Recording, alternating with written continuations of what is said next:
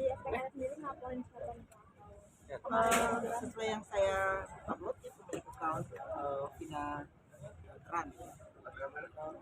Jadi semuanya udah saya Ya, jadi hari ini saya dari saudara untuk melaporkan pemilik akun, ya, pemilik akun Vina Kran, ya. Kita sudah tahu bersama beberapa hari ini bahwa di akun tersebut telah memposting, mentransmisikan satu informasi yang tidak benar, ya, mengandung unsur pencemaran nama baik, fitnah, bohongan, ya, bullying kepada anak di bawah umur. Jadi sudah diberikan kesempatan yang cukup oleh Robert Orsulu kepada pemilik akun itu untuk minta maaf, untuk menghapus, untuk secara gentleman mengakui kesalahannya.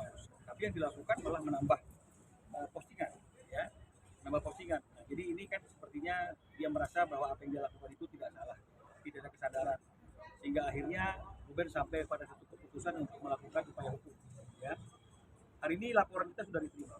Ya, prosesnya pasti melalui tahap gelar perkara dulu untuk melihat apakah ada unsur, melihat bukti permulaan yang cukup, dan ternyata semua yang kita lakukan, yang kita bawa hari ini sudah dapat diterima, diberikan rekomendasi oleh Bit Cyber, ya, dan kemudian kita bisa buat laporan hari ini.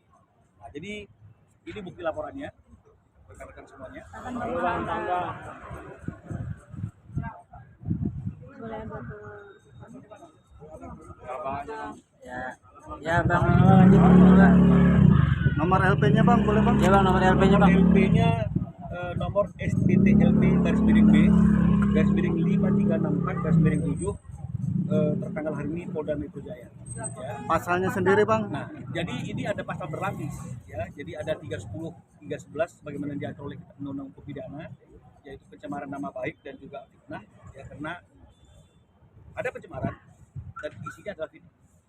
Lalu kita kaitkan dengan pasal yang berkaitan dengan Undang-Undang Transaksi Elektronik (ITE), ya, karena memang cara dia untuk menyebarkan fitnah dan kebohongan itu melalui media sosial, ya. Maka kita kawinkan juga dengan pasal 27 junto pasal 45, ya, junto pasal 32. Ya, jadi pasal 32 ini pasal yang paling berat. Ayat 1 itu ancamannya 8 tahun.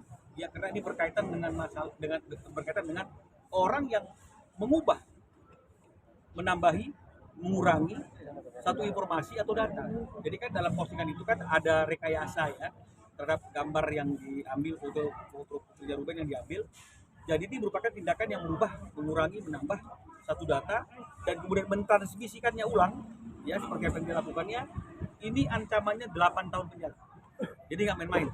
Karena pasal 27, pasal 40, 45 itu 3 tahun, ya, 3 tahun. Tapi ini 8 tahun penjara. Kita lapis lagi dengan Undang-Undang Perlindungan Anak. Pasal 1 junto pasal 15A dan kemudian pasal 76C junto pasal 80. Ini ancamannya adalah 3 tahun. Karena apapun juga yang dia bully ini adalah anak yang masih di bawah umur. Jadi pasalnya sangat banyak sekali, ya. Ada pasal 310, 311 KUH pidana. Jadi ada 3 undang-undang nih KUH pidana, ya. Ada pasal 27 junto pasal 45 junto pasal 32 Undang-Undang ITE, ancaman tertinggi 8 tahun. Kemudian dijungkiskan lagi dengan Undang-Undang Perlindungan Anak. Jadi artinya ini adalah kejahatan yang serius. Jadi kami sudah serahkan semua bukti kepada pihak kepolisian di cyber. Kami berharap bahwa perkara ini cepat ditangani, pelaku cepat untuk ditangkap untuk mempertanggungjawabkan perbuatannya. Keberadaan pelaku sudah diketahui bang?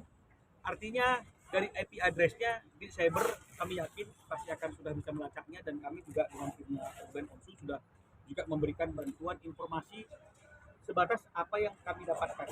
Tapi pasti pihak kepolisian dalam hal ini cyber Polda Metro Jaya pasti sudah lebih canggih dalam melakukan hal tersebut, ya. Artinya ini juga peringatan kepada orang-orang yang masih gatal tangannya untuk mencari otoritas dengan melakukan hal-hal yang melawan hukum. Hari ini kita sudah punya satu unit khusus. Ya, dulu kan cyber itu di bawah tim khusus, ya. Tapi sekarang ini sudah berdiri sendiri secara mandiri di cyber. Ya, jadi ini menunjukkan bahwa ada sikap keseriusan dari pihak kepolisian untuk memberantas kejahatan-kejahatan cyber. Saya kira seperti itu. Ruben sendiri mengenal nggak? Posting di feed kalau bahwasannya ingin bertemu langsung saat itu sebelum laporan. Kan tidak ada titik temu atau tidak ada itikat baik mungkin dari dia nggak ada itikat baiknya juga kan, malah dia sengaja dia capture lagi terus dia posting lagi terus ya buat saya ya udah ya udah cukup gitu. Kok ini kan soal ini kok Sama? sempat ada komunikasi atau bagaimana kok? Enggak ada, gimana dulu bisa menghubungi setan, nggak bisa ya kan, ada caranya lain dia memang dia punya. Jadi kalau yang dibilang ini ada dia anak di bawah umur enggak, anak di bawah enggak belum.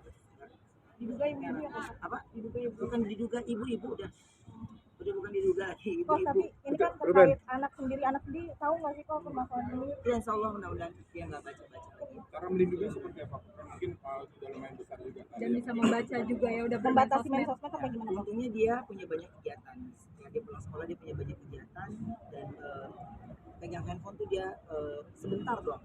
Nah biasanya dia kalau pegang handphone tuh lebih ke gambar-gambar. Jadi dia kalau buka handphone langsung buat tulis-tulis gitu ya. Jadi dia nggak yang scroll. Nggak ya mudah-mudahan kan kalau kita tetap menjaga aja gitu. Jadi kalau buat saya di sini sangat amat kecewa karena ini ada anak di dalamnya.